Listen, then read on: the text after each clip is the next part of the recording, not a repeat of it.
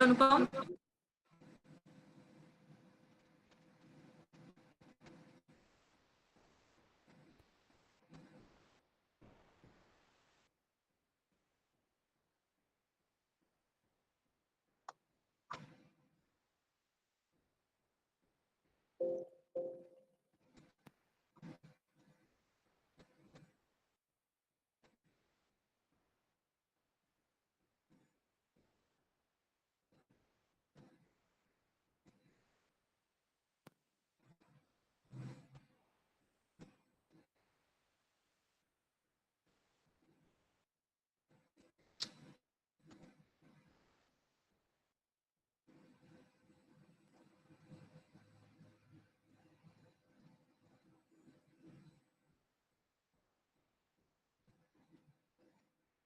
Hello, hello, sir.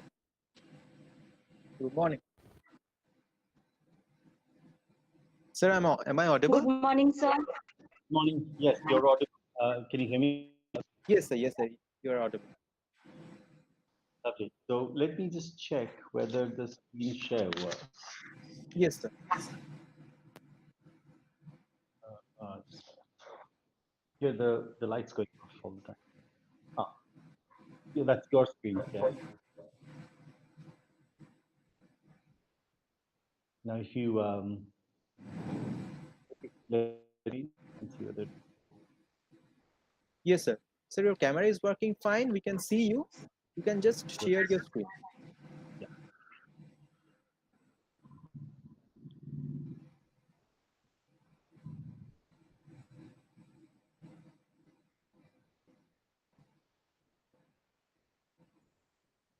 I need to do the entire screen for Google. Is it all right now? Can you see the whole screen? Yes, sir. Yes, sir. Your screen is visible.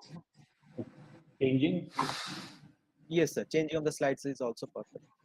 Good. So do you want me to stop sharing now? Yes, sir. Yes, sir. Yes, Good. please.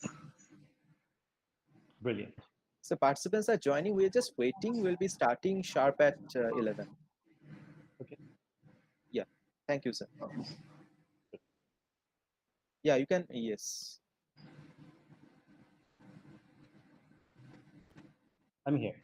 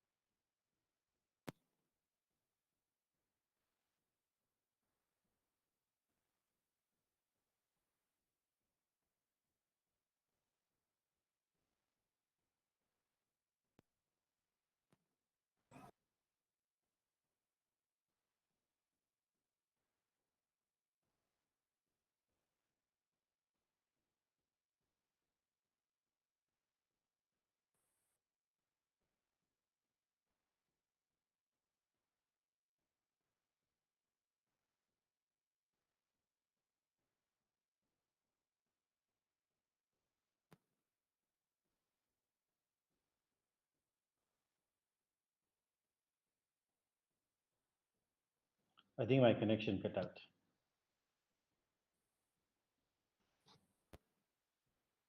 Yeah, hello. Can you still hear me? My Yes, sir. connection cut out. We can hear The you power actually. is good. Okay.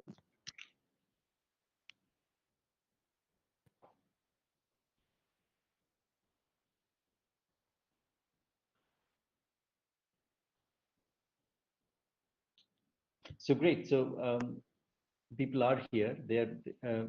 These are all nearby schools. Yes, sir. Like, sir, not exactly nearby. Basically, a few schools are from Assam, and Hmm. Kolkata. One school is there, and another school, I guess, from Tripura. Excellent. Very good.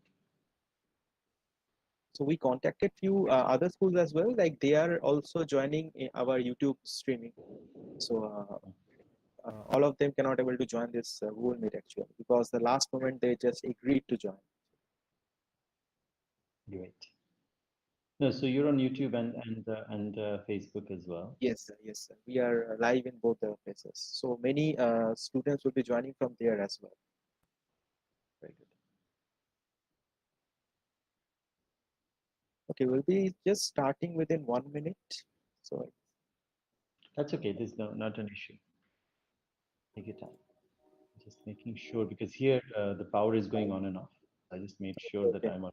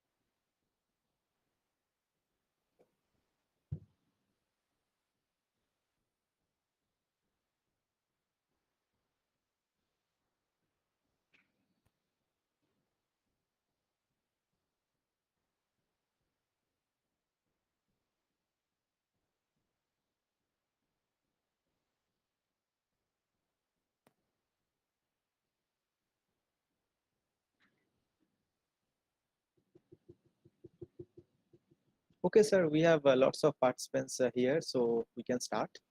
Okay. Okay. So hello everyone. Good morning to all of you. And thank you very much for joining us here today with our IEEE Pre-U STEM event organized by IEEE Computer Society Student Branch Chapter IIT Kharagpur. From the entire team, I would like to thank our today's speaker, Dr. Somak Raychoudhury sir, for giving us the time from his very busy schedule to interact with the school students. So we have plenty of students amongst us. A few are joining through the Google Meet, and we are also live from YouTube and Facebook. So many of them will be joining from there as well. I request every student who will be here, please keep your mic off during the event. If you have any questions during the event, you can write it that in the chat. And after the session is over, you can directly interact with our speaker and ask whatever question you have. And please do not share your screen in between. If you have any problem, like facing any kind of audio or video issue, you can just write in the chat box, or you can directly just go to our YouTube and Facebook page if you are facing any trouble here. Okay. So with this, I'm starting the event. So just a very brief introduction to our speaker today. Uh, uh, just can you, yeah. So today we are very much grateful and delighted to have Dr. Somak Raychoudhury sir amongst us. So Somak Raychoudhury is the director of the Inter-University Center for Astronomy and Astrophysics, Pune. He was an undergraduate at Presidency College, Calcutta, at the University of Oxford, UK. After his PhD from the University of Cambridge, UK, he worked at the Harvard Smithsonian Center for Astrophysics, USA, where he was part of the team that built the Chandra X-ray Observatory for NASA. After teaching for over a decade at the University of Birmingham, UK, he returned to India as the head of physics and dean of sciences at Presidency University, Kolkata, before he became director of IUCAA. His research interest involves a wide range of topics in cosmology and astrophysics, from the ground and from space. So welcome, sir. Thank you for joining us today. So Thank you. we have like few schools amongst us, like the Heritage School Kolkata is amongst us. We have also Kriti Vikram Institution Udaipur Tripura amongst us, Masbat Jaya Vidyalaya and Nalbari High School from Assam amongst us as well. So I would like to specially thank the coordinator Shubhasri ma'am for really helping us and letting the students also joining in this event. I hope all the students will achieve lots of knowledge and a very enthusiastic speech that is coming up. So, like from the entire team of IEEE CSSBC, I would like to thank you all the schools and the coordinator. So here's a very brief event details. We'll be starting with the lighting of the lamp session. Then there will be the talk where, like, including all the suggestions for the students, like how they can prepare for the future as well. And the next 30 minutes will be the interactions or question and answer session. So where the students can ask whatever the question they have with our speaker. So with this, like let's begin the session. So I hope you all will enjoy. So just the lighting of the lamp session is coming up.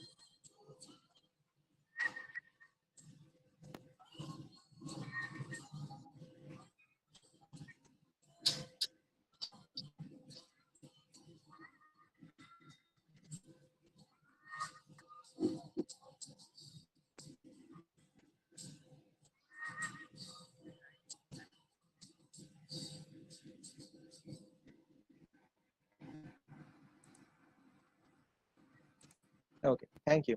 Sir, now you can please proceed. Share the screen and start the session. Okay. So I'm going to.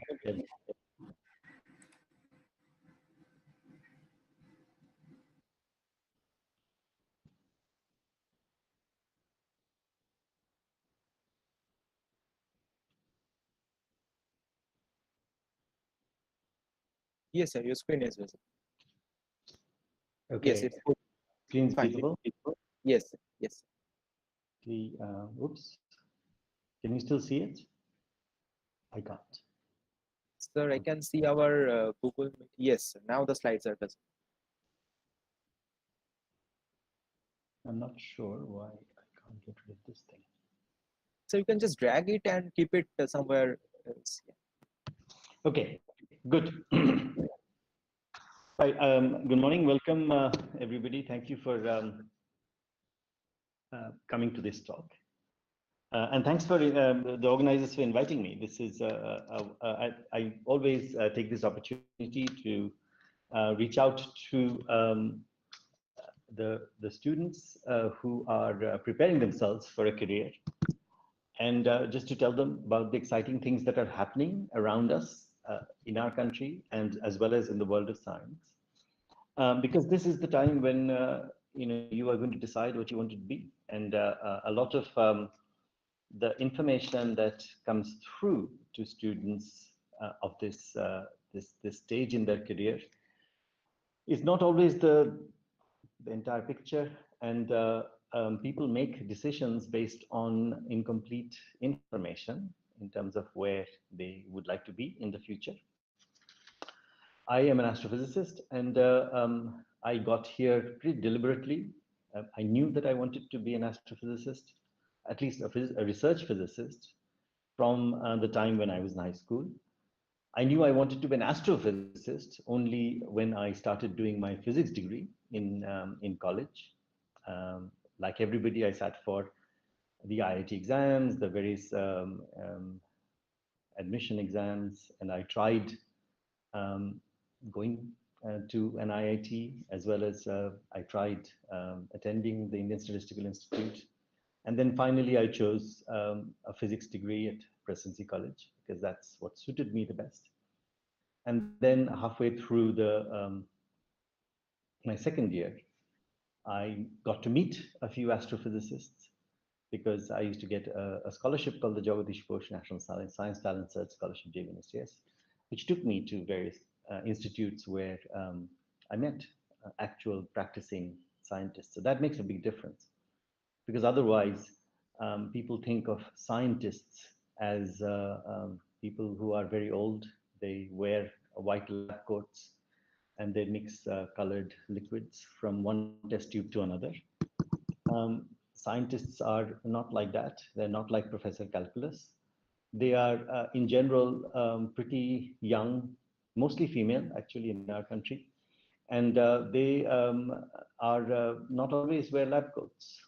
And you will see that we work on very, very interesting things. I personally work on some of the largest questions that there is in the universe. I think I'm a cosmologist. So I ask questions like, how old is the universe?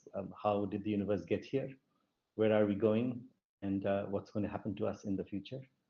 And what makes up the universe? And how stars evolve, how galaxies evolve, and things like that. And these are very big questions. And I think if you think that these questions have no meaning in real life, when you are looking for which toothpaste to buy in the shops, yeah, let me tell you that from astrophysics has come some of the most important things that you use in daily life.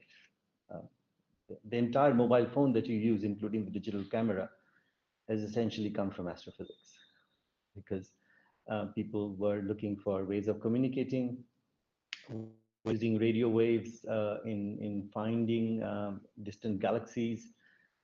Radio astronomy led to the development of a lot of the things that we use in communication nowadays. The digital camera was used for the space telescope for the first time, and things like that. So astrophysics not only helps you ask the largest questions, it also leads to innovation and also discovery, and very, very important discovery that is important in real life. And this is one of the reasons why this year's Nobel Prize went to astrophysicists. And you might think that some of the things that these people have done that led to the Nobel Prize this year are very esoteric. They are very theoretical, which is very good. There's nothing wrong with that. In fact, I like esoteric. I myself don't think of the applications when I do some kind of a science. But you will see that some of the work they have done have led to amazing innovations in engineering, in mechanical engineering, electrical engineering, in computer science, and in general in various things that we use all the time. So this year's Nobel Prize was in physics was half given to Roger Penrose and the other half to Reinhard Genzel and Andrea Ghez. And they all got this year their Nobel Prizes in a socially distanced fashion in different parts of the world instead of them all going to Sweden and getting it from the king.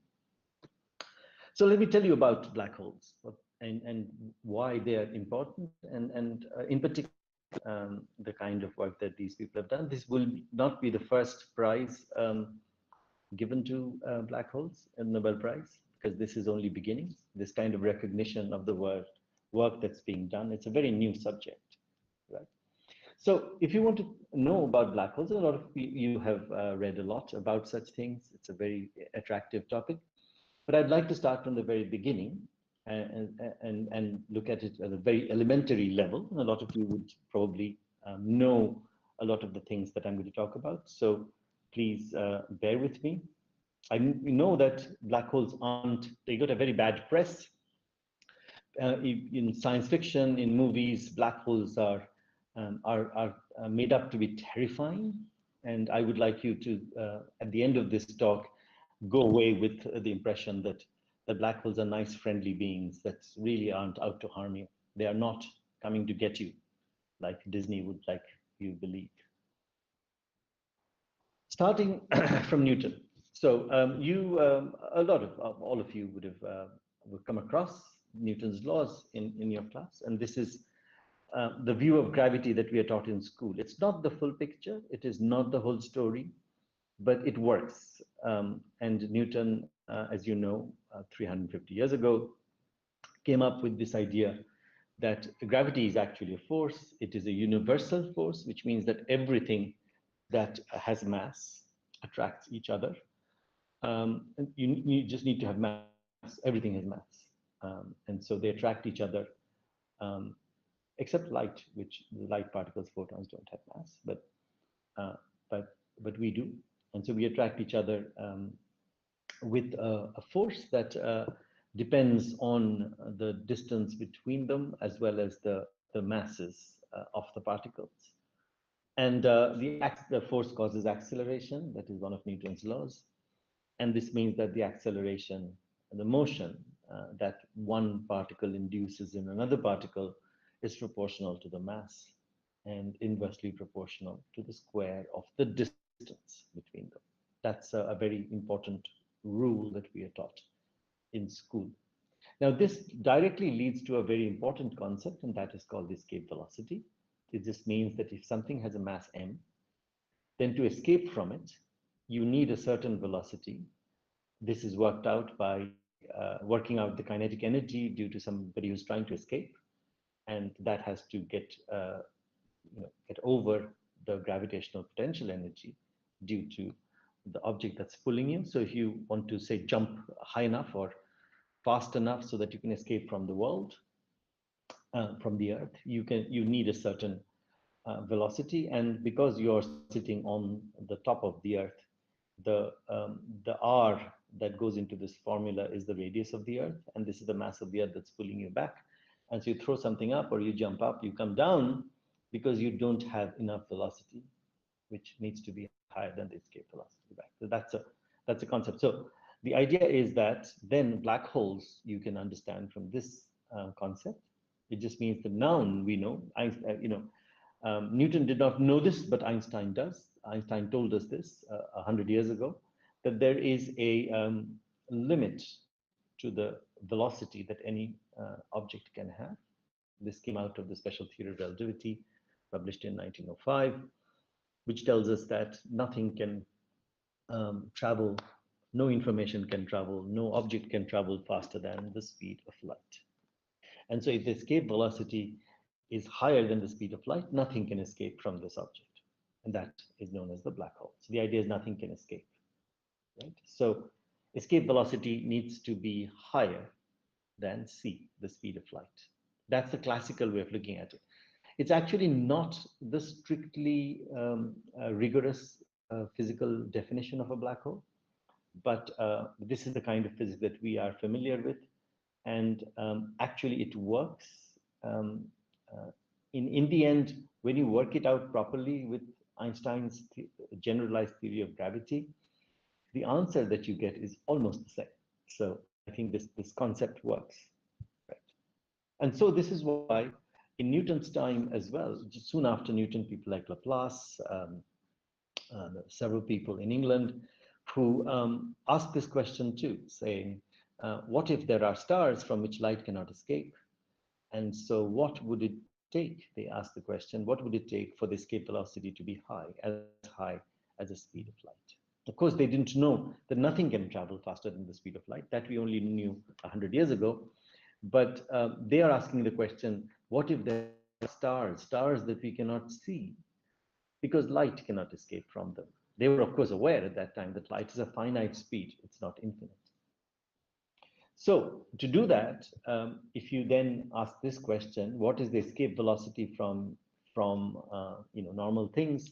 The escape velocity from the Earth is 43,000 kilometers per hour or 11 kilometers per second. You can see that you can't jump with that kind of speed, so you can't escape from the Earth. You should sleep well at night. Also, you cannot drive a car that fast, or even a rocket that fast. Actually, how can we escape from the Earth in rockets? India has sent a rocket to the moon. It has sent a Mangalyaan to Mangal. How did that happen? And that happened because we use launching vehicles to launch things into space, and they don't attain the escape velocity right away. So, other than NASA, nobody has the capacity actually to escape completely with an escape velocity like this. So what we do is we go to a very high altitude, and from there, because the R is much larger, the escape velocity is much smaller, we escape from there. So you can see that when we send a spacecraft to the moon or to Mars, we actually go in various increasing elliptical orbits, or an orbit and orbit and orbit, and suddenly then we fire our rockets when we are capable of, when the escape velocity is much lower. Okay, so it's not an easy task breaking free of gravity, and so you can see the escape velocity is pretty high. So to go much higher than that is hard. So making a black hole is difficult. So the question is, and from the sun is even more difficult. You can see the escape velocity from the sun is 600 kilometers per second. And this is why the Earth cannot escape from the sun. The Earth is going around the sun at a speed of about 30 kilometers per second. So it's much, much lower than the escape velocity. So one way of doing this is that if you, for example, you look at that formula, and its escape velocity is 2gm over r square root. So you can increase the mass, and as you increase the mass, the escape velocity also increases. And so throwing up something, it will come down more and more earlier, because the escape velocity is much, much higher. But in reality, it's hard to increase the mass of an object. A better thing to do is this, which is you take the same mass, keep the same mass, but you decrease the radius. So if you take something and if you shrink it, then the escape velocity is going to go up. If you look at that formula, you will recognize that. And so this is how you can make something very small, but keep the mass the same. And then you can make a dark star. And so this is, as you can see, the speed of light is pretty high. I got something wrong here. It's a speed of light of 3 lakh kilometers per second is absolutely right. No, this is all right. 2,000 million kilometers per hour.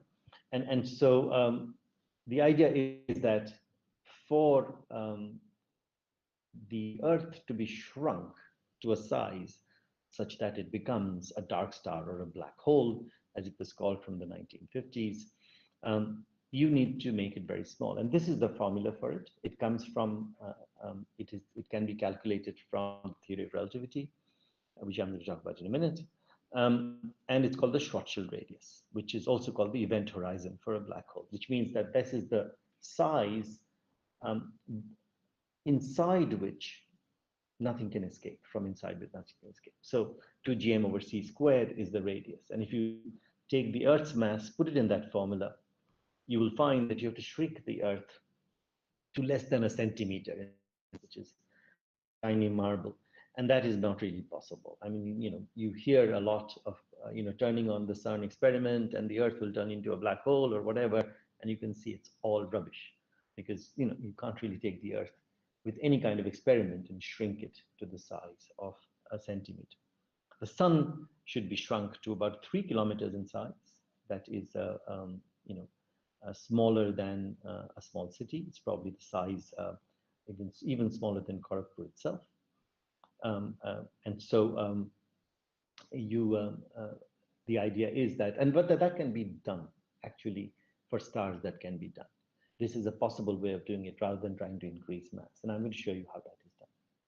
So, but to do that, to actually calculate and do this all properly, you cannot really use Isaac Newton's theory of gravity, because Newton's theory of description of gravity actually ends where the kind of things that you learn if things travel faster, very fast compared to the speed of light, very close to the speed of light, or things are very dense, so the gravity is very strong, then Newton's laws don't really work very well. Einstein himself realized this. And Einstein realized this even as a child. In fact, when Einstein was in high school, like the age of most of the people here, when Einstein was 14 years old, he wrote several essays. One of them he gave to his uncle as a birthday present, in which he was worried about Newton's description of gravity. His uncle was a physics teacher, and he lived with his uncle. And he sometimes didn't go to school, but his uncle taught him a lot of very good physics. And he wrote these very interesting essays in which he was trying to think if two things are moving very fast, for example, very close to the speed of light, then how does one thing know where that force is coming from? Because by the time the information of the force has reached from one to the other, that would have moved. And so gravity is supposed to be a directional thing, it's a vector. So how and things like that. So Einstein was worried, and he wrote an essay asking, for example, if I take a mirror and travel at the speed of light, will I see myself in the mirror, and things like that. And these led to his later formulating a very interesting theory, which is the local theory of gravity, which says that if you have mass, what happens is that the local space-time, space itself. So Einstein says space has a character, space exists, space is not vacuum. We are embedded in space. And what happens is that if you have mass, it bends space around you. And so that bent space leads to the effect of gravity, which means there's something else. And this curvature of space, gravity is not a force, things move along straight paths along curved space. So it's like this, for example. So here is the sun, it curves the green thing is kind of the space around it. Imagine, actually, it is only a way to imagine it. And what happens is that it curves the space around it. And you have the Earth, which also curves its space around it. There's a little curve in there. But the Earth is trapped in this curved space. It can't escape. And it goes around the sun because it is angular momentum, but it's trapped. And so in order for it to escape from the sun, to attain escape velocity, it will have to climb up this trough in which it is trapped. Think about it that way. And so if you think about it that way, you can also see that light, even though it doesn't have mass, can also curve as it moves along space because it just follows the curvature, the contours of space. And so that is how Einstein's theory was first proved in a way in 1919, because people proved that light moves in curved trajectories around the sun. So Einstein gave us this formalism in which to then try and mathematically find a black hole, because you can't use Newton's equations to actually figure out what happens as a star turns into a black hole, because the densities and the gravity would be very high. As soon as he wrote down this notion, which is writing that on the board, it's an equation in which one side is the geometry of space-time, and the other side is the mass that is causing that geometry of space-time. Then Carl Schwarzschild was the first person within a year who actually solved that equation in order to give us this formula. And you saw the Schwarzschild radius as well. But also he gave us the general, the shape of space around a collapsed star or a star, and worked out what the geometry will be. Schwarzschild died. He was sent as a soldier in the First World War, and he had taken a notebook with him in Einstein's paper, and he was doing all this mathematics, solving this while he was a soldier in the army, German army in Russia. And he died, but he managed to send a postcard to Einstein telling him about his solution, which was published after his death. And we still call the solution the Schwarzschild solution. But still, it wasn't really known how a star would then get to a stage where all of its mass will get inside a certain radius, which will be the Schwarzschild radius, so that it becomes a black hole. That was given to us by Subramanian Chandrasekhar in the 1930s, when he applied the laws of quantum mechanics, which were emerging. He in Kolkata, his uncle was a professor, C.V. Raman, who just got the Nobel Prize. But he used to, as an undergraduate, visit Raman in Kolkata, and in his library, in the library of the Indian Association for Cultivation Science, he came across the Astrophysical Journal where this was being discussed, and he would read that, and he also, his uncle told him all about this new theory called the quantum theory, and so he decided he wanted to go and do his PhD with Paul Dirac in Cambridge, and and in that time, he found out how to actually make a star collapse and form one of these things.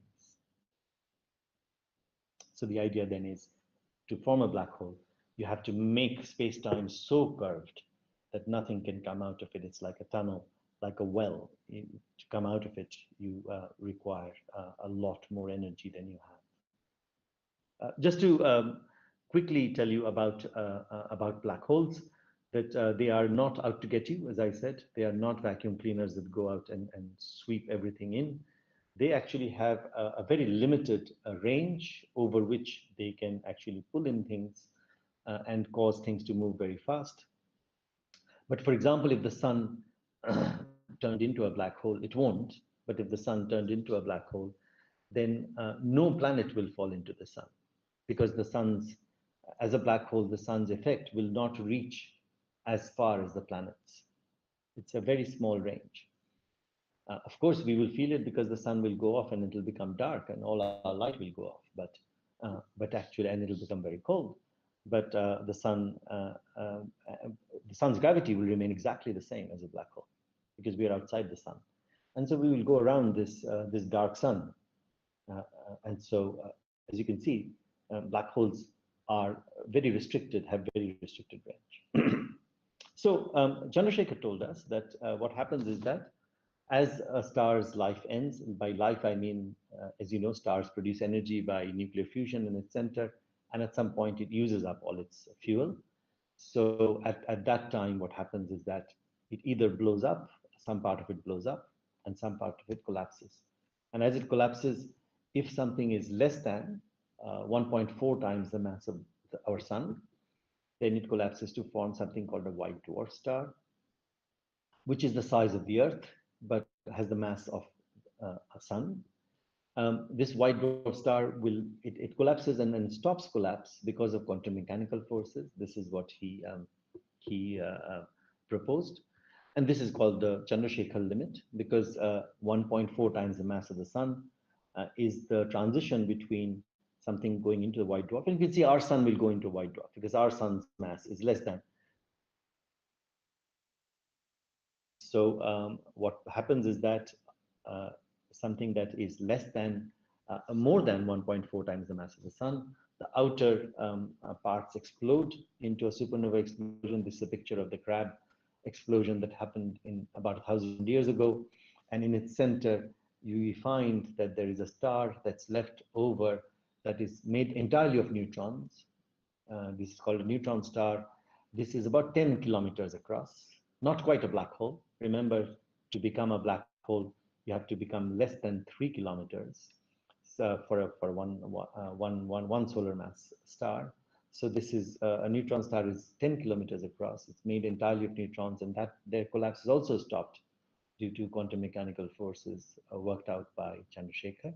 But if it's much, much bigger, more than 3 or 3.5 times the mass of the sun, then the outer parts explode and the inner part becomes so massive and dense that even quantum mechanical forces cannot stop its collapse, and it becomes a black hole. So he worked out that black holes can form this way naturally, right? Naturally, at the end of a star's life, a star can become so compact that a black hole can form. So here's a graphical description of space-time around it. So what happens is normally when the sun is sitting there, the space-time around it, and it's kind of a two-dimensional view. It's a cartoonish view. It's not really the real view because space-time is four-dimensional, but you can see a two-dimensional way of looking at it, that space-time gets curved, but around a black hole, space-time gets really, really curved. So this is, and what happens is that when it gets curved, it turns into right in the middle, when there's a black hole, there is something that's known as a singularity, and the singularity uh, is still in physics we cannot describe it because it leads to very large densities, and things seem to, when you, just like when you divide something by zero, they become undefined or blow up. They become very large when you're looking at things like the densities and other physical properties right at the center of this um, of this black hole. Things become very unphysical and apparently, but you can't really go and probe it because that's inside the event horizon, and you can't really see anything inside the event horizon. The reason this year Roger Penrose got half of the Nobel Prize uh, is because of the work that he did with Stephen Hawking in the 1960s, 19 and the 1970s. It is sad that Stephen Hawking passed away a couple of years ago. Otherwise, Stephen Hawking would have shared the Nobel Prize with him. Um, and what the series of papers that led to the recognition that Penrose got this year showed that gravitational collapse of a star, as described by Einstein, actually gave rise to these singularities pretty naturally. They are not unphysical.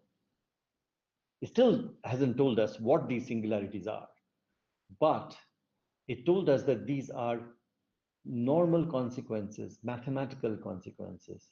And this is all I'm going to say today because they're very difficult to describe to an audience in high school. But it just shows you that if you take Einstein's theory and actually apply the right kinds of solutions to describe how a star collapses, and put in all the realistic ingredients that you need in order to do that, and then describe the way space-time curves under the influence of the star collapsing, then this leads to singularities. These singularities are similar to, for example, the singularity also at the beginning of the universe. As the universe started, it also started from a singularity. Think of what the universe was like at t equals 0, or very tiny time after t equals 0. The universe would have been a very small place, and all the mass of the universe would have been there in that tiny place, right?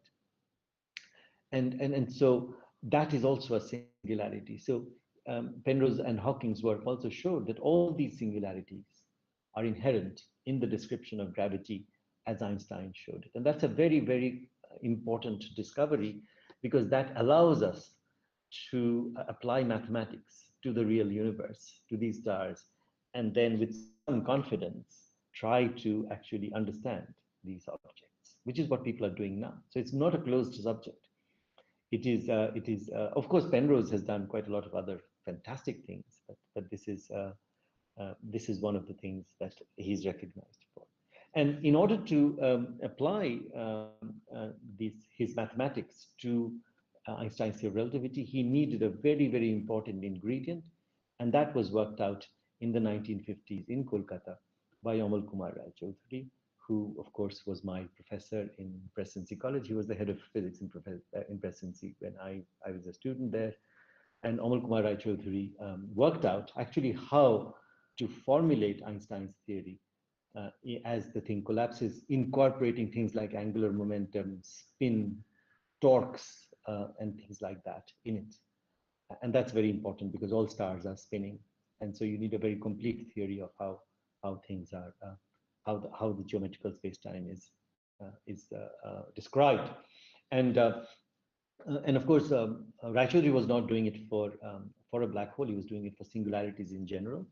And Hawking, in his PhD thesis, actually took his formulation and did all this, and he called it the Raychoudhury equation. And that name has always stuck. In fact, when I first went to study in Oxford and met Roger Penrose, I took one of his classes, and Penrose asked me whether I was related to Amal Kumar Raychoudhury. I said, no, he was my teacher, but I'm not related to him.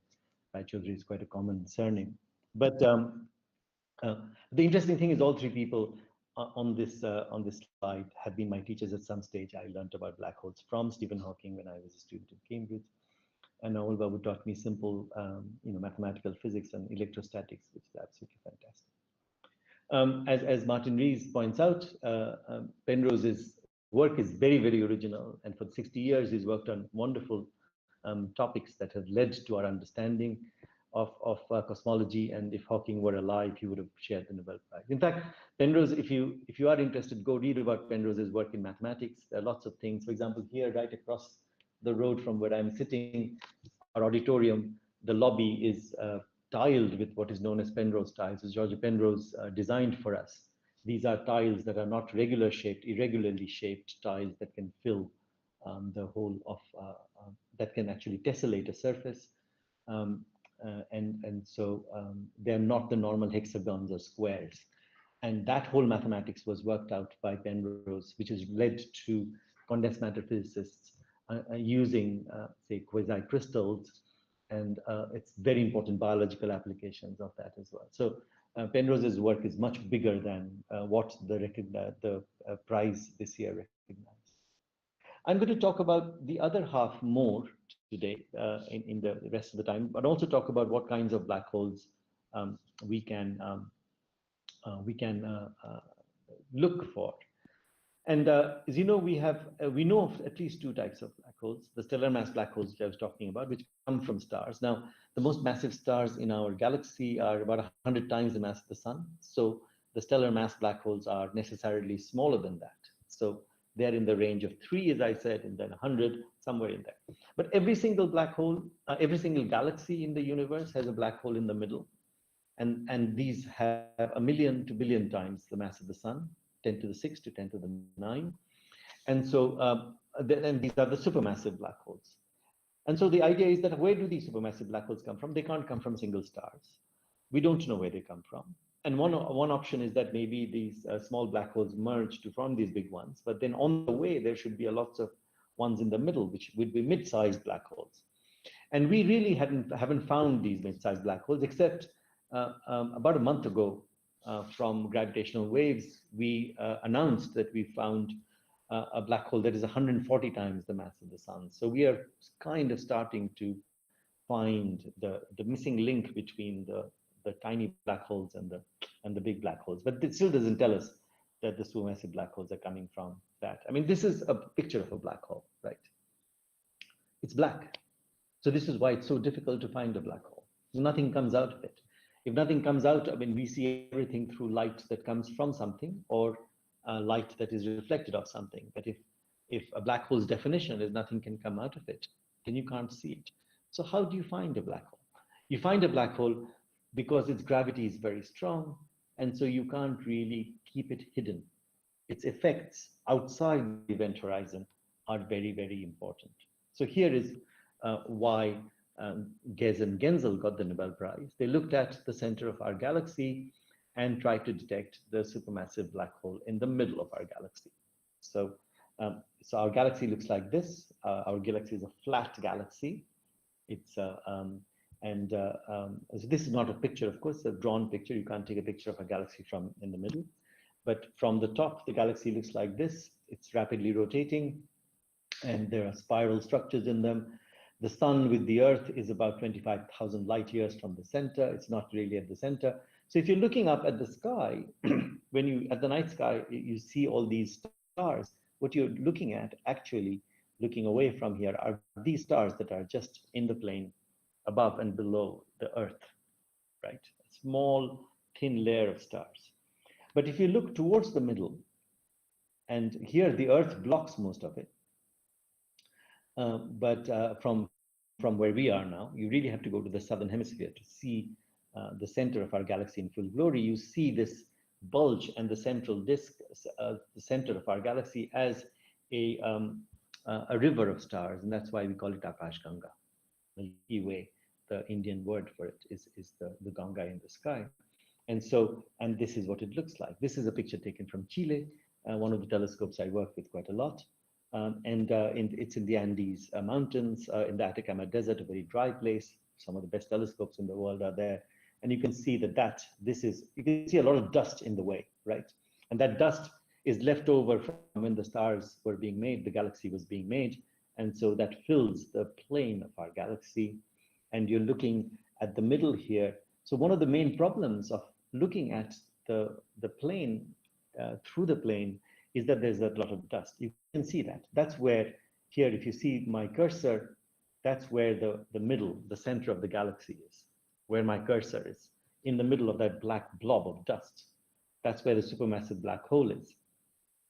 And you know, this whole Milky Way is very bright in the southern hemisphere. If you go to the southern hemisphere, you will see that up in the sky. From India, you can see it, but you really have to go out away from the city lights, and you will see this part of the Milky Way, not the one in full glory. You really have to go near the equator to do that. The other two, these two are satellite galaxies of the Milky Way that you see up in the sky. Here it is right in the middle. Here we have the supermassive black hole. But so what did Gezen and Genzel do? They looked at there's a star cluster. So SGR A star, Sagittarius A star, is the name of this black hole in the middle of the Milky Way, and it's right here. You don't see it because it's black, but you see lots of stars around it. And what you have to do is to first look through that dust cloud. This is a real picture. And how have they looked through the dust cloud? Because they're observing it in the infrared, not in the optical light, and at 2 microns. So at 2 microns, which is, so our vision, our eye's vision ends at about 0.8 microns, 8,000 angstroms wavelength. And you have to go beyond that. And in the infrared, dust becomes transparent. So you're looking through it. But you also have to look at very high resolution, because there's a star cluster right around the galaxy, and these stars move around just like the planets move around the sun. And if you look at the speed at which the planets move around the sun, you can measure the mass of the sun. So that's what they took up in the 90s, away to these two gentlemen, the gentleman here, Reinhard Genzel and Andrea Ghez in UCLA. Andrea Gez's group in UCLA used the Keck telescope, which is a 10-meter telescope in Hawaii, 2 10-meter telescopes in Hawaii. Genzel used the VLT, the Very Large Telescope in Chile, not far from where I showed you that the other telescope on one of the mountains in Chile. And they both took up the same project in the 1990s. One of the things that you have to do is to beat, and see, this is where the technology comes in. They didn't do theory here. They had to develop amazing engineering equipment in both these telescopes to look very close to the black hole. And that is because, you know, stars twinkle. Why do stars twinkle? Because all the light that comes through the atmosphere reaches you, and they pass through different layers of the atmosphere, and each layer of the atmosphere is a different temperature, pressure, density, and it's changing in real time. A fraction of a second, all that's changing. The refractive index at every point in the atmosphere, we must telescope the starlight change, and as a result, and so as you are receiving the ray of a star, you will find that it lands in different places. And when you take a picture, you take a long exposure, it all blurs out. So they had to, and if you look at the Keck telescope, it looks like this. It's a 10-meter telescope, but the telescope itself has 72 pieces, 72 mirrors, hexagonal mirrors like this. That's the mirror of the Keck telescope, and it's 10 meters across. And each of those segments can move with respect to each other. And what you do is you use something called adaptive optics, in which you figure out how the image of a star is blurring from a small telescope. You feed that into the big telescope, and in a combination of computer science, machine learning, mechanical engineering, optoelectronics, all that comes together, and it figures out the best configuration of these 72 pieces, so that the shape of the mirror changes, so that the focus remains much better than the normal image. So this is what adaptive optics is. It's an emerging field. Of course, we have in IUCAA here in an adaptive optics lab, our PhD students work on it. You can work on something like this if you're interested. This is the future of building telescopes. And here you see what happens. Is the galactic center at 2.2 microns.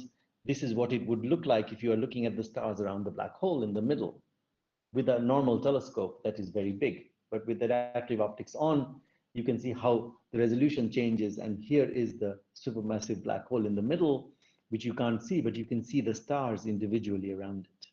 And so these two groups, Ghez and Genzel, started working in the 1990s, trying to map the positions of the stars around the black hole. And this is what they found. You can see it starts, this one is Gez's movie, starts 1995, and you will see what happens to them, each of these stars. And these are essentially snapshots composed of taken positions of these stars every night. It could be observed, all of these, and you can see these this star is going like that, but that star is in elliptical orbit coming back. S2 is one of our stars, and that's where the black hole is, where that star is. You can't see it. Let's look at them again, the orbits, and you can see all of these individually. These are stars. All of the points are stars around in the star cluster around the black hole. And you can see S2, which has an orbit of, so both Genzel and I showed you the plot from Ghez. Here's Genzel's orbits of S2, S1, S12, all of these. And this one's a picture from Genzel's paper, for example, where S2's orbit is perfectly fitted with an ellipse where the black hole is right here, and the focus of the ellipse on Kepler's laws, and simple Kepler's third law, but a relativistic version of it with Einstein's corrections are fitted here, and it gives you a value of 4 times 10 to the 6 times the mass of the sun of this thing. It also gives you a size and tells you a maximum size, an upper limit to a size, and tells you that this star has come within about 120 AU, which is the distance between the Earth and the sun, which is kind of, this is a kind of the size of the solar system, that close to this object. So it means that these 10 to the 6 solar masses are within a very, very small volume, and it can only be a black hole. So it proves that it's a black hole, and it also measures the mass of the black hole. This is what they did. And the 30 years of work of perfecting the telescope to do that, finding the right wavelength at which to do these observations, and monitoring these stars around the central black hole night after night after night. So this is not the only result they have, of course. If you look at their work, there are 200 papers written by each of these groups, which actually give you a lot of other things. It gives you gravitational redshift, it gives various other physics that comes out of these observations. How do, so this is how to measure the supermassive black hole in the middle. Now, in the last few minutes that I have, I'm going to talk about what we are doing and what can be done in the future, and where you can, if you are coming to do physics and astrophysics, can take part. And as I said, this is only the beginning of black hole science. Let's look at how to find stellar mass black holes. These are supermassive black holes, and there's one in the middle of each galaxy. You saw a picture taken by the Event Horizon Telescope that was published last year from another galaxy. So that's a science that is done. If you look at supermassive black holes, one way, stellar mass black holes, one way of finding them is to look at the gas that surrounds them. And so where do you find them? Now, let's look at star pairs, binary stars. In fact, most stars in the galaxy are in pairs. Our sun seems to be a lonely star, and that's because Jupiter almost became a sun but failed to become a sun. But most stars are in pairs, and actually most planets should have 2 suns in the sky, like Tatooine. So actually, most of them. And if you have 2 stars, more than about 55% of all stars in our galaxy are in binary systems. And so in this pair, one star will be much larger than the other. And the more massive or larger a star is, the more quickly it dies. It goes through its, so for example, if a star is about 10 times larger than the sun, or 100 times larger than the sun, it will last about a million times smaller in age, and so it evolves very fast. So here you are, that you have two stars, and one of them goes supernova and creates a black hole. Okay, like Chandrasekhar said. The other star has not evolved yet; it's still burning its fuel, and they're moving around each other. Okay, but at the end of its life, towards the end of its life, what will happen is that as the fuel goes more and more scarce, the star starts to expand. And as it starts to expand, the outer layers of the star will not be held as strongly by gravity by the star as it previously was. And the other black hole, which is the companion, which is going around it, will start pulling the outer layers. And what will happen is some mass is going to go and fall on the black hole. Now, as the mass from this star falls onto the black hole, it won't go straight in because it has angular momentum, which is conserved, and so it will form a disk around it, and it will swirl around and slowly fall into this black hole in the event horizon. You can see the event horizon in the black hole in the middle, right? Uh, you're not seeing the black hole, but you're seeing the effects of it. And what will happen is that the gravitational potential energy of this black hole is so high that this accretion disk is going to become very hot. In fact, it becomes as hot as 10 to the power 7 degrees Kelvin. And at those temperatures, things emit X-rays. So you have to observe these things in X-rays, right? This is an artist's picture of one of these stars forming an accretion disk around a black hole. And you can see there's a little tiny black hole in the middle, but what we are going to observe is this accretion disk, which will emit X-rays. Sorry, that's, and these are, so these, and what are these X-rays? X-rays are light, as you know, electromagnetic spectrum, which has all kinds of radiation coming from sources, and light is in the middle. You saw in the infrared about 2 microns, larger wavelengths, smaller energy that that Gez and Genzel used. But if you make things very, very hot, then you start emitting radiation that is much more energetic. The wavelength becomes much smaller, nanometers in this case, and you go to this range in X-rays. The problem with this is that the atmosphere stops most of these high energy things. This saves us, of course, because if, for example, ultraviolet or X-rays came through the atmosphere, then you would get skin cancer, for example, and your skin will be burned. So it protects us from the X-rays from stellar or objects of the sun, but you can't observe black holes from the Earth as a result. So this is why you have to send a telescope into space, and that's why the subject is so new, because we only went into space a few decades ago, right? You can see so the optical window. This is where light comes in through the atmosphere, but for infrared, most of the infrared and most of the ultraviolet X-rays, this is this range. The atmosphere stops all that. And this is why we had to build the Chandra X-ray Observatory. You heard at the beginning that I was involved in building this observatory, NASA's Chandra X-ray Observatory. Now, of course, India has its own X-ray observatory called AstroSat, which is 5 years old, which is in space observing a lot of these things. It's a near Earth orbit, but Chandra's X-ray Observatory was actually built. Chandra X-ray Observatory was built to find black holes in this method. It was named after Chandrasekhar, and that's why it's called Chandra.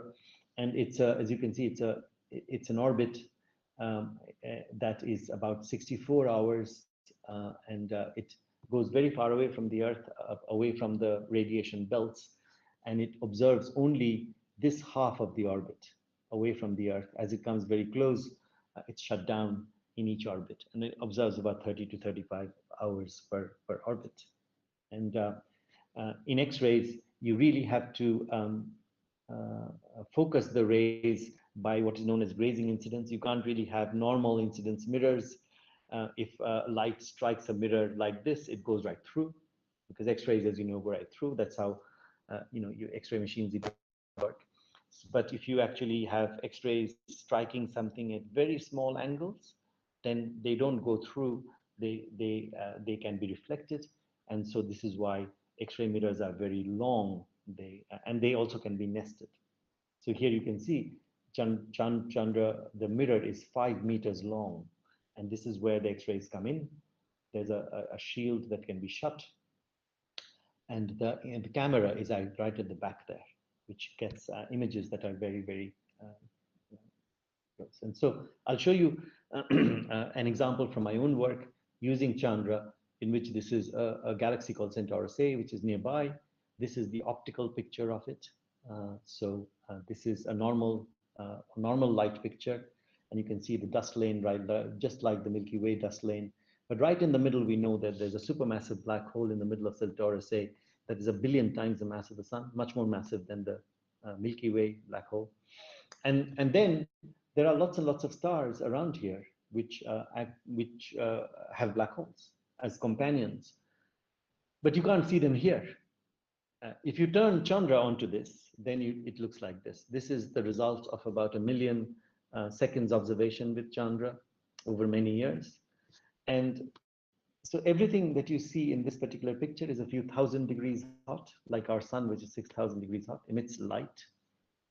Things that are more than 1 million degrees hot, 10 million degrees hot, 1 crore degrees, that emits X-rays. So everything in this picture is at least 1 crore degrees hot, right? You can see the black hole in the middle, which also accretes gas and then shoots it out in the form of a jet. And all that is 10 million degrees hot at least, all this. But in this picture, you can see all these little point objects, and these are all X-ray binary stars. They have neutron stars or black holes with a normal star, with an accretion disk that is formed from material that it's accreted. That's the only way. In fact, I have a PhD student. I had a PhD student who did his PhD on all these point sources in this picture, and modeled them and found out that some of these are black holes and some of these are neutron stars, and you can do that by modeling them. So here you are. This is one way of finding, the best way of finding stellar mass black holes. And we know that there are 2 types of these black holes. The smallest black hole we found so far is about 3.8 times the mass of the sun, and it's about 17,000 light years away. The nearest one we have found is 1,600 light years away. Again, don't be afraid, pretty far away. Okay, so I'm going to tell you briefly. I hope I have another 5-10 minutes, right? We started. Can the organizers confirm? I'm going to talk for another 10 minutes. Is that all right? Yes, sir. Like another 5-10 minutes will be fine. Yeah. What I'm going to do is talk about the future in future as students working in India. Yes. How you can work in this field. And as you know, well, Indian science has changed quite a lot. Indian science has changed quite a lot in the sense that we used to work in our individual institutions in small scale experiments and come up with fantastic ideas, mostly theoretical. But in order to do projects like on this scale, you have to do really mega projects. And as you know, CERN in Switzerland has this amazing accelerator in which people are partners, and only India became a partner in the CERN experiment only last year. And we've now started joining these mega science projects and leading some of them, where many countries are involved, and we use these things to answer some of the big questions in science. So these are all the physics mega science projects in which India is spending at least $100 million US. And the interesting thing is, a lot of this money is being spent in India. It's not that India is handing over the cash to others. And I'll talk about the first 3 of these are astronomical experiments. And I'll talk briefly about the first 2, and both of them are related to the science that I'm talking about now. And you'll see the amazing engineering that is going on in order and I'll very quickly talk about this, because these are things that are coming up now. So if you are in high school or you're an undergraduate or BTech student, this is where you can join straight away after you finish college.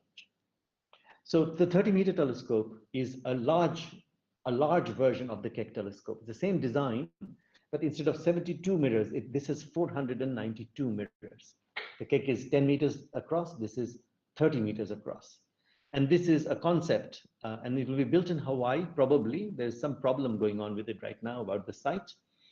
But this is going to be built at around 2030, 2031, something like that. So this is when a lot of you, if you are going into this kind of a career, will emerge as young astronomers.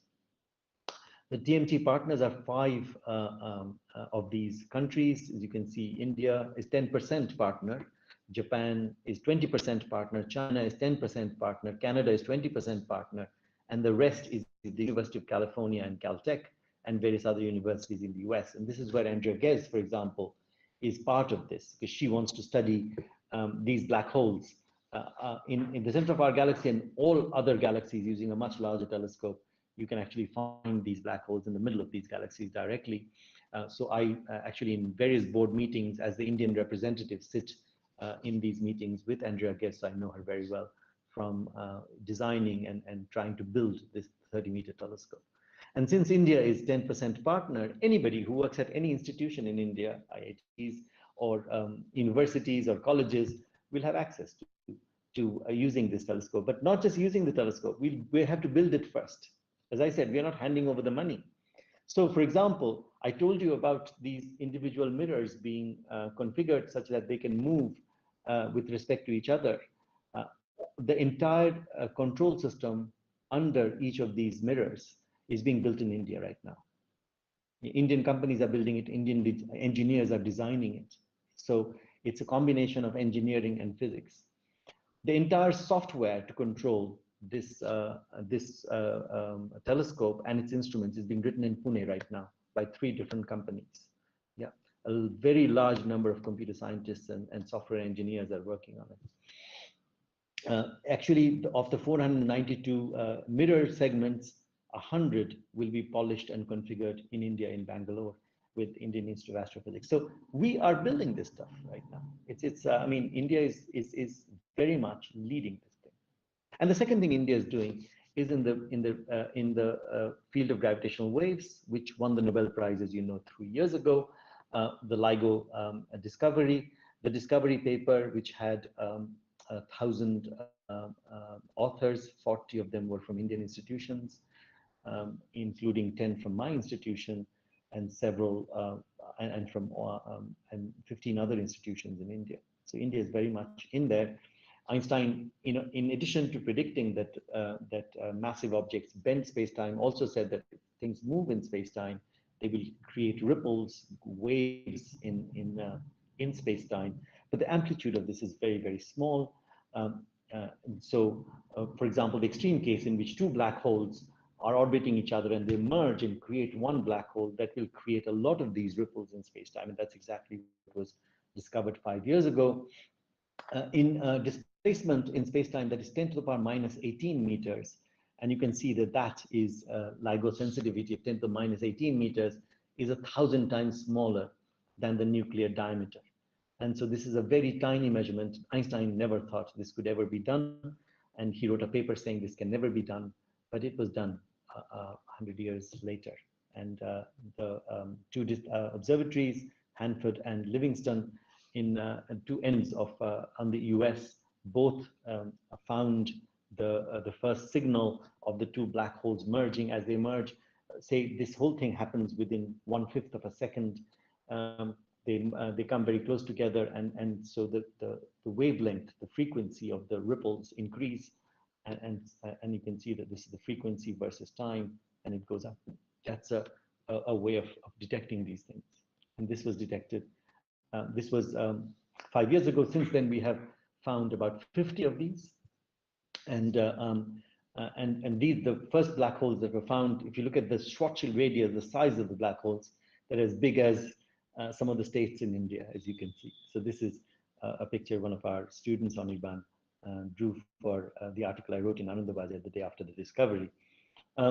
Now, with these 50 ones, the interesting thing is, if you look at these blue objects, these are all the black holes that are found by LIGO, by gravitational waves. And each of these detections, you find 2 black holes merging to form a 3rd one. So 3 are discovered. And on the y-axis are the mass of the black hole that is found. as a multiple of the mass of the sun. So you can see the most massive one that we found is 145 times the mass of the sun, and several of them are now touching about 100. So we are finding these black holes that are, and the purple ones down here are the ones that are found by Chandra and other X-ray means, and these are the masses of the neutron stars. So you can see that the ones that we find by X-rays are much smaller than the ones that we are finding by the LIGO instrument. And so this is the way forward to find more and more massive black holes. And the interesting thing is we are building the third LIGO. You saw two of them there. The third one will be built in India. This will be built in Maharashtra, a place called Hingoli, which is about 10 hours from here. And the four institutions that are building it, Ayuka is one of them. This is my institution. This is Arakat Indore, which is the institution that specializes in lasers and optics.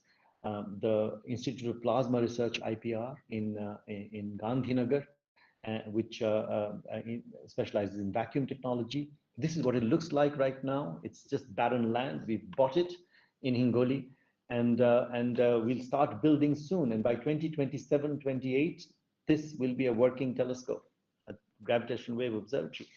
And in this whole process, people who are a little advanced amongst you can come and join and work with us.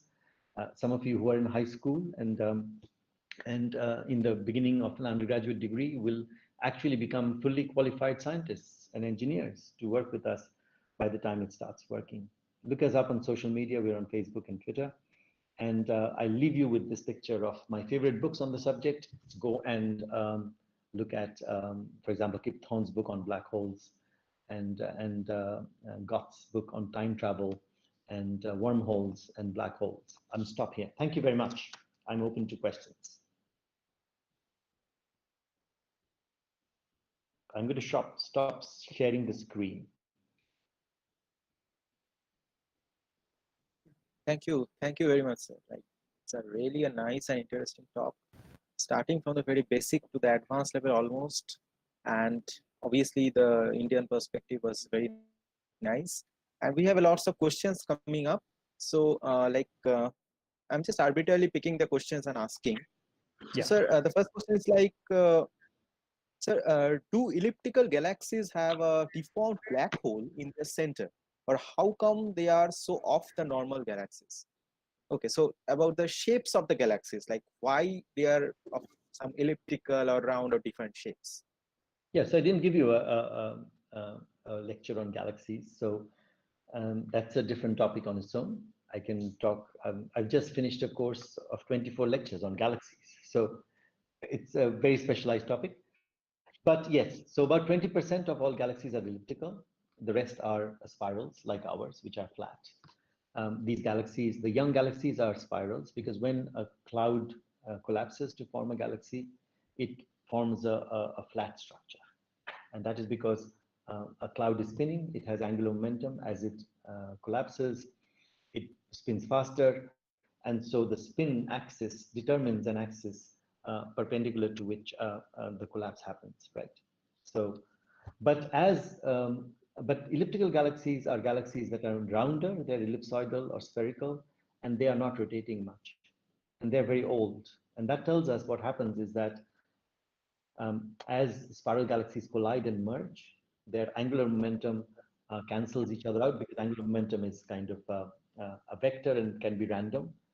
And the only way you can reduce angular momentum is take two things that have different angular momentum and they merge and they form another system, things like that. So elliptical galaxies are formed out of the merging of many galaxies. And so the angular momentum is small, and so they puff up and have are not flat, right? So elliptical galaxies are more massive than spiral galaxies. Now, the question that was, I mean, I'm going to turn the question around a little. The question is a very good question. And that is, in elliptical galaxies, you find black holes, supermassive black holes in the middle. They are more massive, much more massive than the ones that you find in spiral galaxies like ours. Our galaxy's supermassive black hole is 4 million times the mass of the sun. A typical elliptical galaxy like Centaurus A that I showed you would have something that's a billion times a mass of the sun. And that is because we found that the mass of the supermassive black hole in the middle correlates with the size or the mass of the bulge portion, the spherical portion of the galaxy. So in the Milky Way too, there's a very small bulge, spherical part, and a large disk.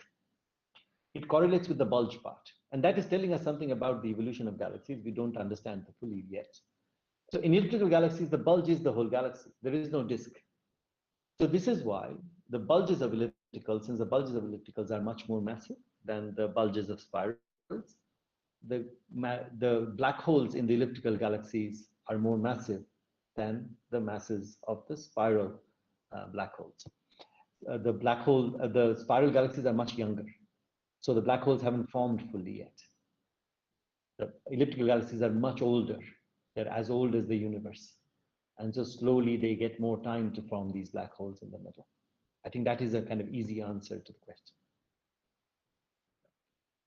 Go So ahead. moving on to the next questions that so if several masses get trapped inside black hole, can there be a time when the total mass is responsible to cross escape velocity?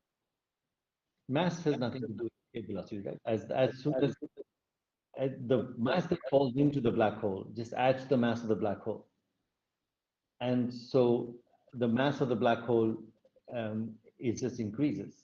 But already the escape velocity is larger than the speed of light, right? So there cannot be, I mean, it can't reduce the velocity. So nothing can come out of the black hole. The more mass you give a black hole, the more its escape velocity will be, but it's already larger than the speed of light. So that doesn't change the situation at all. Okay. So the next question is, sir, have scientists been able to calculate the angular momentum of black holes? And if yes, like how had this been done? Yeah, so this is quite simple. And from the very beginning, the angular momentum, as I said, the angular momentum, how it comes into general relativity was worked out by Raychoudhury's equation. And so the Raychoudhury equation is used very, very easily. And then a scientist called Roy Kerr, from New Zealand, a long time ago, and I hope he gets the Nobel Prize soon, worked out the entire theory of rotating black holes. They're called Kerr black holes. So all black holes really, in reality, are Kerr black holes, means black holes with angular momentum. And it uses a version of Raychoudhury's equation to describe things. And the black hole is characterized by its mass, but also by its spin, which means the spin angular momentum. And so Kerr black, so the metric around the black hole will not be a Schwarzschild metric, but it will be a Kerr metric. Metric means the description of space-time around a black hole. And this is something that is done quite a lot. In fact, people amongst you who are undergraduates at IIT Kharagpur are extremely privileged because you have one of the greatest experts in this subject as a professor in your physics department, Sharon Kaur. And a lot of people actually in his group and in the physics department work on related subjects on black holes and the metric around black holes. But yeah, it's a mainstream subject in general relativity now, and I didn't go into the details of course today. Anybody else? Okay. So lots of interesting questions are coming up. So the next one is the existence of black holes were known to centuries ago. So how did the early astronomers discover their existence with just a telescope? No, nobody did, right? In fact, even when I was a PhD student in the 1980s, Stephen Hawking was setting up bets with other astronomers that nobody will ever find a black hole. He genuinely believed, and he finally conceded the bets in the 90s, because nothing can come out of a black hole, so black hole cannot be seen, right? And I showed you three different ways in which black holes have only now, been discovered. And this is by the effects. Black holes were known theoretically 200 years ago, but it was believed that black holes can never be seen because they were known from, as I said, Newton's theory of gravity and the fact that light cannot escape, and so stars will never be seen. So people were saying then, is the universe full of these stars which cannot be seen. And so that is where it ended. Nobody had seen a black hole through a telescope ever till now. And even now, we don't see a black hole through a telescope. We see the effects of a black hole. So the whole point of today's talk was to find different ways. And I talked about only three different ways. There are many different ways of finding the effects. You can use X-rays to find the hot gas that surrounds a black hole. You can look at the fast motion of stars around the black hole and thereby infer the mass of the black hole. Or you can find the gravitational waves from the black holes that merge with each other. I mean, you can't take a telescope and look at a black hole. I just showed you a picture of a black hole, it will be black, right? So this is why 200 years ago, it was impossible to find black holes. Even 25 years ago, it was impossible to find a black hole. So moving on to the next one, like how could CMB radiation proves black hole theory? It doesn't. There's no relation between CMB and black holes. Okay, so is it the next one is that is it possible for a black hole to eat or dissolve an entire galaxy? No. I told you, this is one of the, if you listen to the talk from the very beginning, I said the black holes, any black hole, their influence, radius of influence is very limited. If the Schwarzschild radius is something, then, and I told you the Schwarzschild radius is very small. Even for the stellar mass black holes, the Schwarzschild radius is a few kilometers. The supermassive black holes, it would be a few million kilometers, but that's very small compared to even the solar system. And it's within that, and the radius of influence from which it can evacuate matter is a small multiple of the Schwarzschild radius. It is larger than the Schwarzschild radius, but maybe it's 100 times larger. And so it can, even our sun can evacuate matter only in its neighborhood such that it can't even pull in, if it turns into a black hole, it can't even pull in any of the planets, including Mercury. So this black hole that's sitting in the middle of our galaxy can pull in matter only out to maybe 100 million kilometers or something, which is very, very small compared to the size of the galaxy. So you saw those stars going around the central black hole of our own galaxy. They're not falling into the black hole. They're not being pulled into the black hole. They're just going around. And those are the stars in the middle of the galaxy. So and this kind of stuff only happens in Disney movies where black holes go and swallow planets and galaxies and stuff like that. This is never going to happen in real life. So few more questions, actually lots of questions are coming, but like I think these. That's okay. I can take a few more. Yeah. Just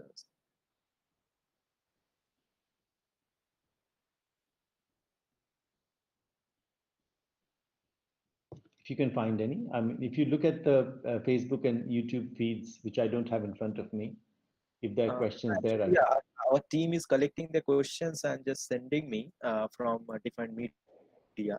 Okay. So it just got hanged. Just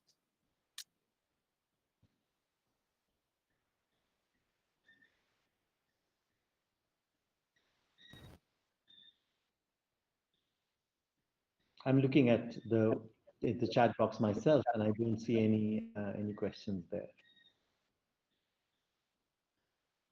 yeah. So I found a question in the chat box before you come up with mine, Bajaj's question, which I think is very interesting. It says, why are the existence of supermassive black hole, intermediate black holes controversial, where we've been able to confirm stellar and supermassive black holes? A very, very good question. And that is because, people for a long time have said that you have stellar mass black holes, which are a few times the mass of the sun, up to 100. And then you have starting from 1,000,000, which is 10 to the power 6. So why are there nothing in between? Why is nobody's found, until very recently, nobody's found anything in between. And so, and we also don't know how supermassive black holes form. So people seem to say that the stellar mass black holes form from stars, and stars can't get very big. So this is why we have stellar mass black holes. And then supermassive black holes form from something completely different, but we don't know what that is. But there is a theory that says that maybe by merging small black holes gradually, you can get larger and larger and larger and larger black holes. But to merge 100, 10, say 20, 30, 40 solar mass black holes into something large, we have seen this happen now in the last 5 years in the LIGO events. We've seen the first one that was found was a 230 solar mass black holes merging to form a 60 solar mass black hole. So we found that happen. And now we found an 80 solar mass black hole and a 60 solar mass black hole merged to form an 140 solar mass black hole. So we can see, but the question is there enough time in the age of the universe to go from 10, 20, 30 solar mass black hole to a few million, to a few billion? What is the probability of such things happening? And can that happen in the age of the universe, which is 10 to the power 10 years? We don't know the answer to that yet. But if this process gives rise to the supermassive black holes, then you should find many of the ones in between. You should find 1,000 solar mass black holes. You should find 5,000 solar mass black holes. We have not found them yet. So that is why finding the missing link.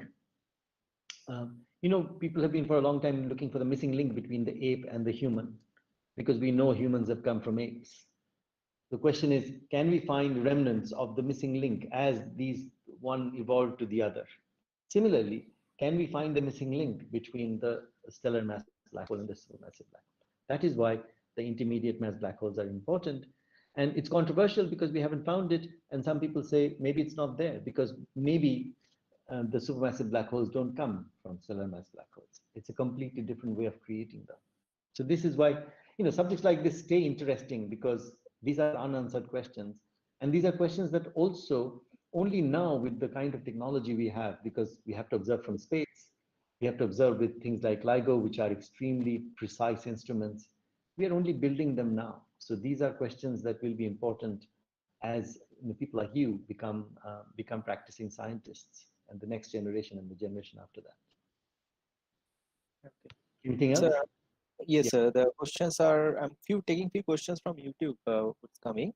So the first is like, so as black hole is wrapping space-time, what can be the possible present on the other side of the black hole if we pass through the singularity point?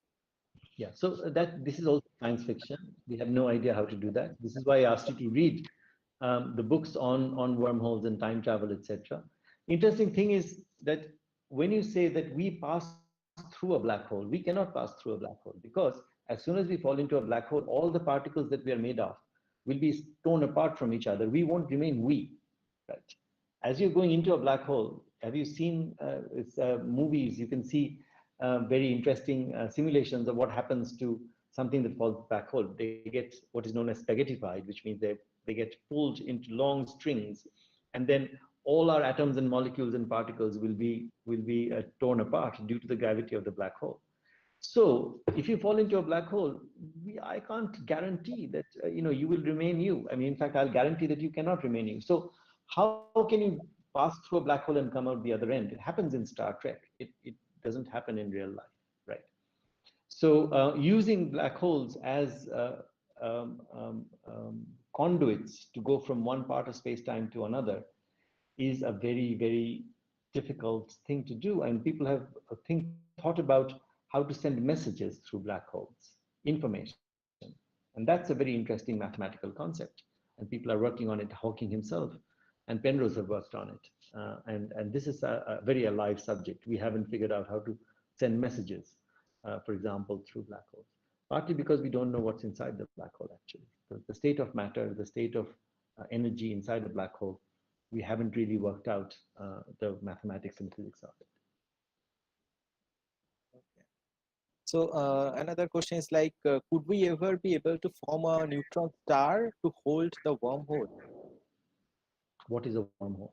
I have no idea what a wormhole is. I've just told you the wormhole, which is a concept which are things that connects to parts in space-time, which is made up of a black hole or maybe an anti-black hole, stuff like that. These are all completely fictional and maybe mathematical to some extent.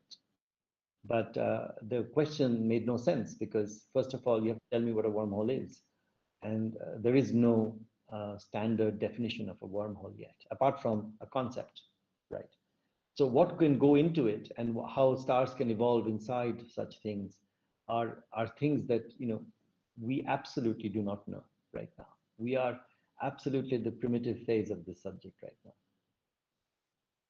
Okay. So lots of other questions are there. Like before we take them, I guess one final question that will be helpful for all the students, that as because most of the like higher secondary students are joining here today. So sir, like we want to know that if like what could be their strategy or preparation, that if any one of them or like whoever is like willing to pursue their career in future in space science. So what will be your suggestion to them?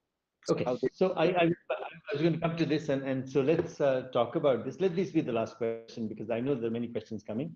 But let me tell you, if you're sufficiently excited by the kinds of things that I talked about, and I talked about quite a lot of different ways one can study the universe, you will also have figured out that you can come to research of this caliber in many ways. You can, of course, be a physicist like me. You can do an MSc in physics, a PhD in physics and astronomy, and become an astronomer working in this field. You can also be an engineer of any kind.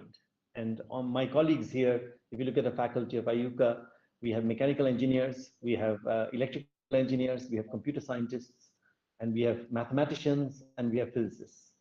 All of these backgrounds can lead to astronomy. And you can, I mean, I'm talking of the faculty that work with me here. And so as you saw in building these telescopes and these completely, it requires research. Nobody gives you a formula that this is how it's done. These are groundbreaking new discoveries in optics, in optical electronics, in control systems, and then what happens to the data that comes out of it. And so there's a lot of machine learning and software that goes into it. And building the computers and designing the computers that are going to acquire this data, store this data, et cetera, et cetera.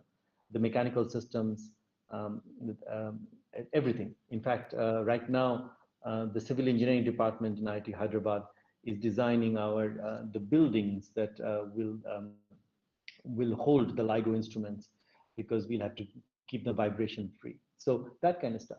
So what you need to do is to get a very strong master's degree in engineering or in physics or mathematics.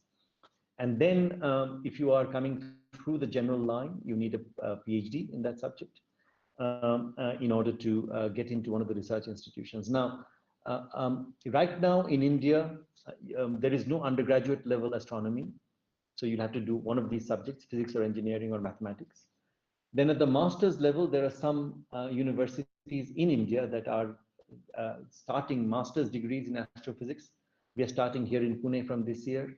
IIT Indore has a master's degree in astrophysics. But in many other cases, you can do a master's degree with a specialization in astrophysics. There are about 45 different universities right now where you can do a physics degree with a special paper in astrophysics, including IITs where there are some MTech programs in which you can have a special branch in astrophysics. You can also go abroad, and there are many universities that have astrophysics programs. I used to teach at the University of Birmingham, where we had an undergraduate degree in physics and astrophysics. Most universities in Europe and the US have undergraduate programs as well. But I think I would recommend, because the background is very important, to have a very strong engineering or physics degree behind you. And then you choose not to go into management or work for a company, but you come into research. That's the idea. So you do MTech or you do PhD and join one of these projects. So for example, for the LIGO project, in the next 3 or 4 years, we will employ many hundreds of engineers and physicists and computer scientists who will work on the project. And then the thousands of others who will not directly work on the project, but work with projects that are related to the project. And once it starts working, it will work with the data. So that's it. So, I mean, I think it is a very many ways of coming and joining this project. So I guess that's all, because like we cannot, like lots of questions are coming up. Actually, the lots of participants are attending, and like obviously there will be no ending. So as because we are running out of time, so what we can say is that we wish that we may have Shomak sir soon in the physical in our campus, so that we can again invite him and have him, and again we can do this kind of session. So the remaining questions, whoever remaining unanswered for this session, so keep them with your mind, or whatever, anywhere, if you want to write them, you can do that, so that we can again have sir amongst us, and you can again interact. So with this, I'm just ending the session. The questions, the participants who have the questions not answered, I request them, just keep them with you, so that in the future, if whenever we have sir amongst us, and I hope this time physically in our campus and at Kharagpur, so that again you can interact with sir. So Thank you very uh, much. I'd like to thank again Shomok sir for joining us today from the entire IEEE CSSBT team, and also special thanks to the school's participants and students who are joining today amongst us, for your patience and lovely questions. And we are extremely sorry that we cannot able to take all the questions, because three platforms, lots of other questions are there. So I guess Shubhasri ma'am is there amongst us from the Heritage School. Ma'am, do you like to say something? Good afternoon, sir. Sir, sir, I would like to thank you for taking out time from your busy schedule and interact with our students and patiently answer to their questions. So thank you very much for encouraging our students to explore the world of physics in general and astrophysics in particular. So we have learned many new things from your session today, like cosmology, like different types of black holes, singularity, event horizon, and we still wish to learn many more things from you in future. Thanks a lot, sir, for making us aware of the contribution of Indians in the field of astrophysics and motivating our students to take up astrophysics as a career option. Sir, we would wait Thank for such sessions in future as well. Thank you very much, sir. And I would like to thank Deboshi Basu as well for patiently hearing to all my questions whenever I have called him and answering, so that we had this session so successfully. Thank you very much. Thank you, ma'am. Thank you, sir. Thanks to the entire team of IEEE CSSBC and all the dear participants and students. So with this, I am concluding the session. Thank you. Bye bye. Thank you. Yes.